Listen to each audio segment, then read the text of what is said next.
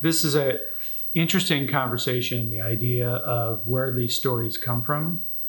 And as a spiritual person, and really looking at myself throughout the years, I recognize more and more it's through our life's trauma that these stories kind of bubble up and need to be told. It's a cathartic thing, not necessarily for everybody. You can intellectualize a story easily.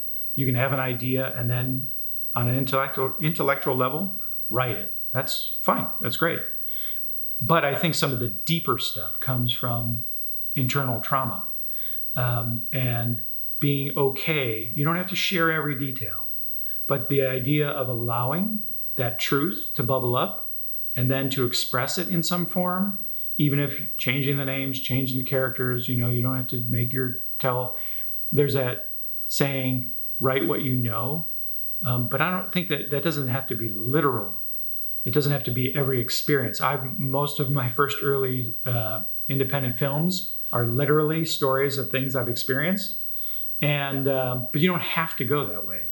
You write what you know is write what you feel inside, write what you experience emotionally, write what is bothering you, what is still holding you back, applying that to different characters. And again, if you're writing them in a sci-fi picture or in a fantasy story, a holiday story, whatever, you can apply some of that trauma into the characters and it not be so on the nose personal, right?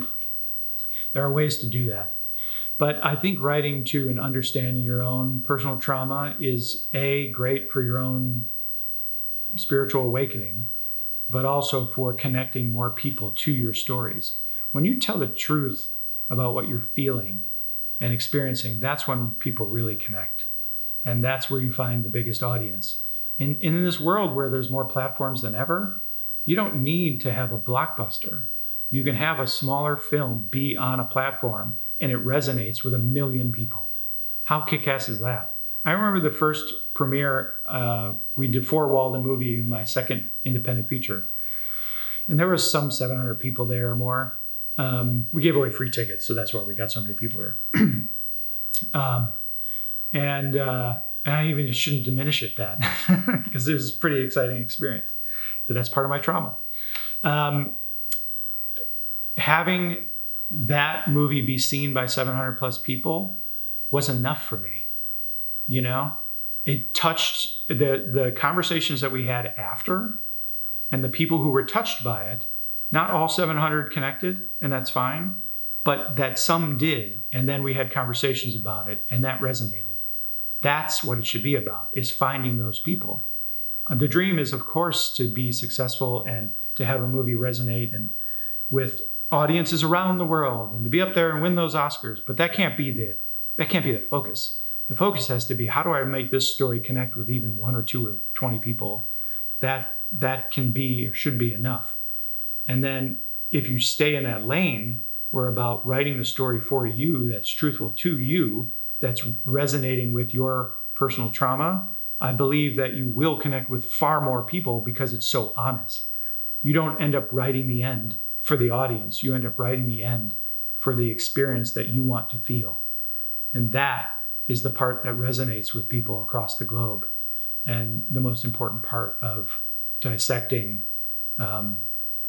or excavating the trauma deep down inside and getting it out in even a cathartic way. It's just, that's a beautiful part of things. I also want to add, there was this epiphany that happened this morning. I had written this screenplay, a short called Contract Killers, from a dream. I woke up from this dream and wrote 9 pages that I eventually ended up shooting with some friends. And it wasn't until today that I realized that this contract killer who was adopted into a mafia family, this is 20 some years ago, that character is me. And I was working through something. It came out as this, I guess, metaphor or I don't know if it's the right words, but it came out in a comedy.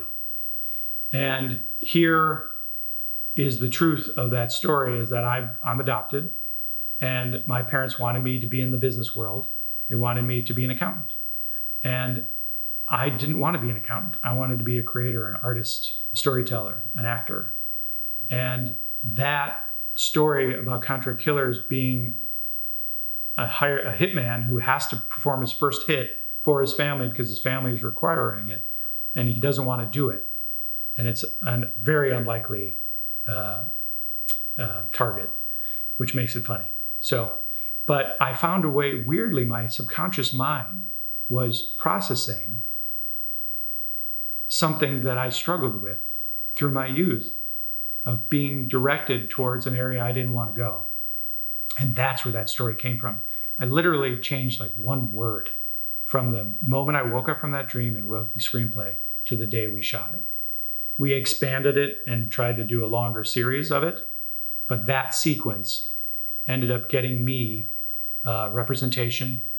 It led to getting funding for my pilot.